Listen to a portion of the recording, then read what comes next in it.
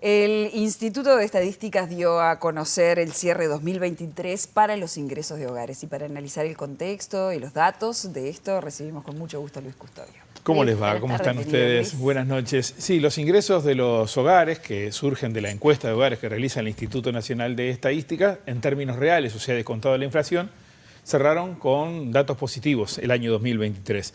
Vamos a ver ahora cómo se compone el ingreso de los hogares, pero es de destacar, antes de eso, el alza que se expresa en los últimos 3 años. Pero primero, los números que se conocieron en las últimas horas, ayer concretamente, divulgados por parte del Instituto Nacional de Estadísticas. Cuarto trimestre, un crecimiento de poco más de medio punto porcentual, en el año 2,8%. Esto para tomarlo como referencia. Es un buen registro el de 2023 y enseguida vamos a ver qué ha pasado en los años anteriores, cómo se llega a esta evolución.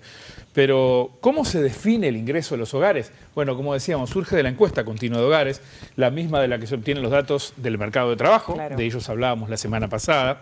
En este caso recoge información sobre los ingresos de las personas y también de los hogares, bajo una premisa en particular, su regularidad, o sea, la regularidad con que se van obteniendo esos ingresos por parte del hogar o de las personas. Vamos con la próxima placa para comenzar a entender de qué se trata esto. ¿Qué ingresos personales primero se toman en cuenta? Los ingresos por trabajo, trabajadores dependientes, independientes, cuentapropistas, patrones, todos los ingresos en dinero y en especie. O sea, si se cobra algo que no sea en dinero, puede ser un ticket alimentación, por ejemplo, claro, también se cuenta. Esto por trabajo. Ingresos por transferencias. Acá también hay algunos elementos que vale la pena destacar. Primero quisiera profundizar un poquitito, algún dato más a propósito del tema trabajo, porque hay un fuerte componente en esto, que son evidentemente los salarios, ¿no? Como hemos visto, los salarios reales vienen al alza. Los estuvimos revisando entre enero y noviembre porque es el último dato que hay. Mañana se conoce el dato de diciembre, crecieron un 3,7% en comparación con el año anterior. Entonces, en esos ingresos por trabajo, ahí está el tema salarios también. Y mayores salarios impulsan al alza y más salarios también impulsan a los ingresos. O sea, no solo salarios más altos, sino también más salarios. ¿Y por qué hago esta referencia? Porque más salarios son más puestos de trabajo. Exacto. Y el empleo, también lo vimos la semana pasada, está creciendo, creció alrededor de un punto porcentual en promedio comparado el año anterior con este. O sea que más integrantes de repente del hogar llevando aportes para el presupuesto. Ahí está, y entonces ese ingreso de los hogares en el primer ítem, ¿no? Por trabajo se engrosa. Incluso hay que sumar los ingresos obtenidos en la informalidad, que son parte también de este impulso al alza. Y otros componentes, si bien la economía creció muy poco en 2023, algunos sectores sí crecieron, y en esas ramas hay empresas que le fue bien. Y esos ingresos también están en los hogares correspondientes, o sea, los patrones, que también tienen ingresos, puede ser como dependientes. Después transferencias, como veíamos recién, que puede ser en dinero o en especie. En materia de transferencias, ahí vemos asignaciones, plan de equidad, tarjeta Uruguay Social, el subsidio al gas, por ejemplo, la canasta alimentaria, el bono crianza, los descuentos en energía eléctrica, por eso es en dinero o en especie, claro. Puede ser un beneficio de la energía eléctrica o puede ser el pago de la asignación, ¿verdad?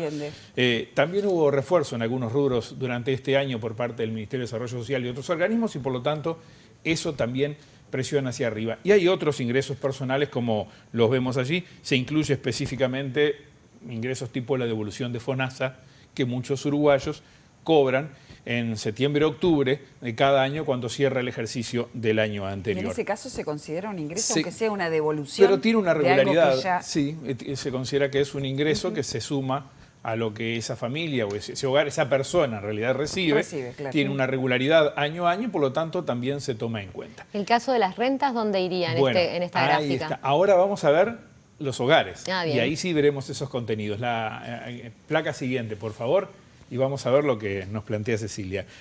Primero, transferencia de otros hogares, ¿no? Acá puede ser, por ejemplo, a una persona que reciba un beneficio de parte de otro integrante de la familia que no vive con él, ¿no? Y en definitiva, eso está allí, que puede ser en dinero o en especie.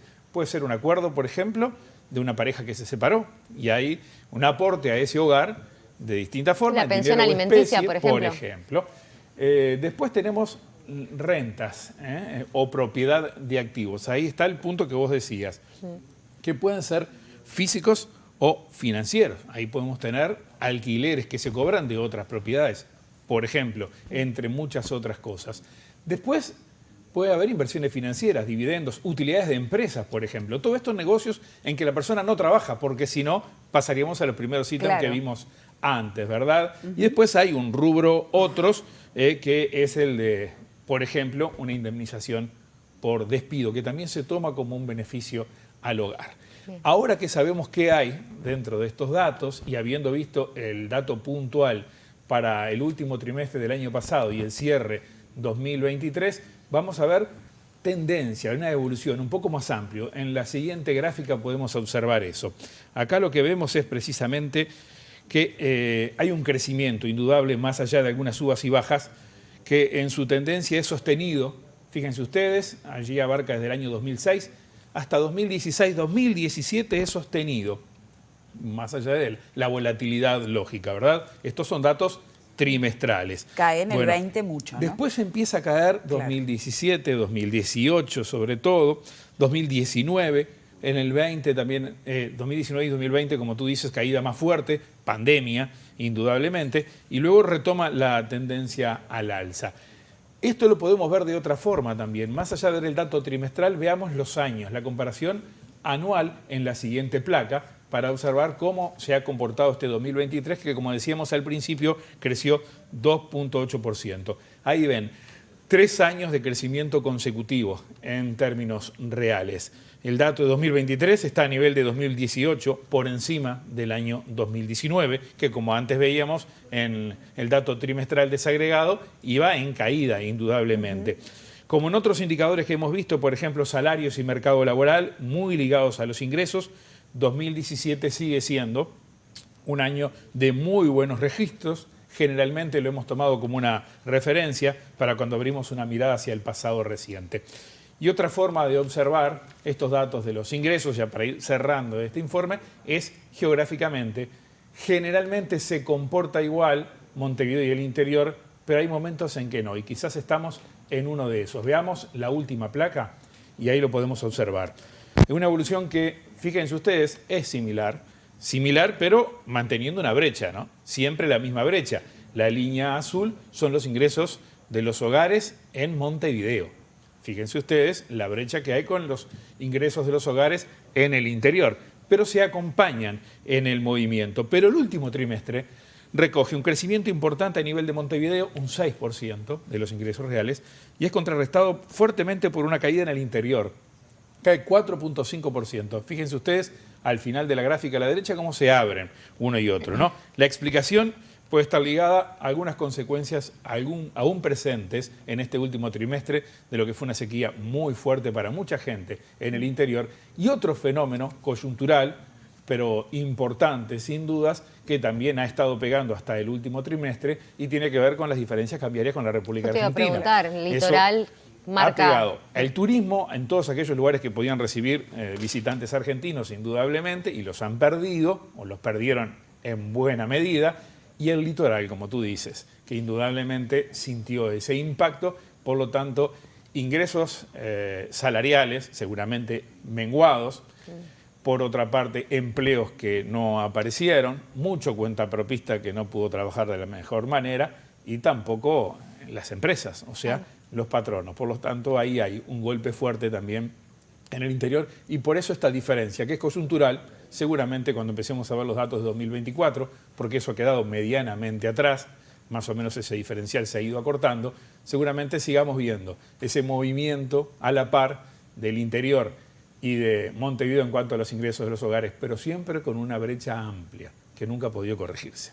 Muchísimas gracias, Luis, como siempre.